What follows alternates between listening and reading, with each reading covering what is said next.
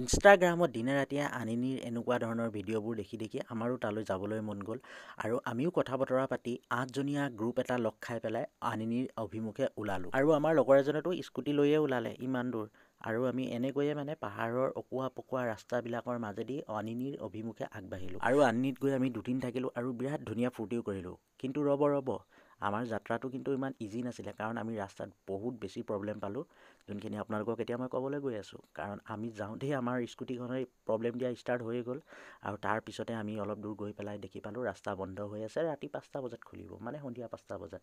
আৰু তাতে ৰখি বাইকখন হৈ গ'ল পঞ্চাৰ, যোনখন বাইক মই চলাই গৈছিলোঁ।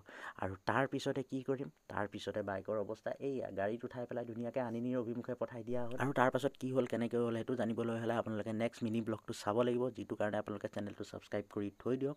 আৰু যদি আমাৰ দীঘল ভিডিঅ'টো চাব বিচাৰে, আমি কেনেকৈ গ'লোঁ কি কৰিলোঁ, চেনেলত দি থোৱা আছে, চাবগৈ পাৰে।